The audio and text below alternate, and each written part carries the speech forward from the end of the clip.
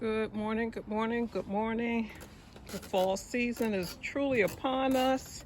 There's a lot of garden cleanup to do, but I also want to encourage you, even though some of us are starting to put our yards to bed, to succession plant some of your crops. Now, this was earlier this year where I had my tomato plants growing, and since then I've pulled both of the crops out, and these are my oil containers that I had in each pot. I'm bringing those in because they will not overwinter outside. But what I'm going to do is add more potting mixture to this container and start another bed of spinach. And the reason I'm using this variety, it's by botanical interest. It harvests in 28 to 48 days, and it is frost tolerant. So even though the cool season is upon us, this will grow in this container without any problems. So I'm just going to add some potting mix to this container. And this container here, I'm going to add potting mix and sand. And the reason I'm going to add potting mix and sand is because I need a loaming material in this container, because I'm going to grow garlic over the winter. So let's get started. So I've been trying to incorporate more native plants into my garden. So there are some changes that I plan on making as time goes by. But this is the garlic that I'm going to plant. This is something that I picked up from the grocery store. It's organic, fresh garlic in the produce section.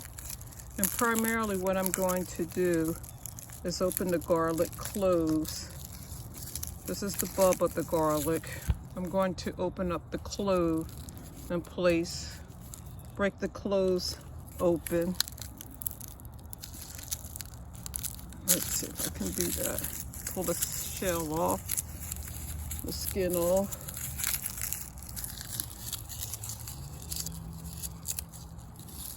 And then I'm just going to break each clove open like this.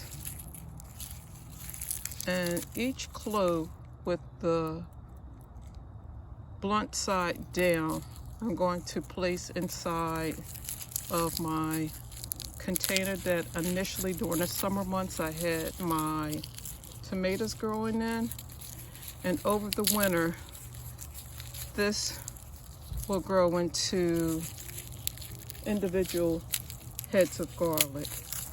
But like I said earlier, I need to add some garden soil, as well as, it's a little messy, but that's okay. I'm going to add the cloves, and I'm going to pull off the skins off camera. I'm going to add the cloves as well as potting mix and sand to give the garlics room, each clove room to spread out. So I just have regular sand, and I have slid it. And I'm just going to pour that down inside of my pot. My potting mix that I had left over.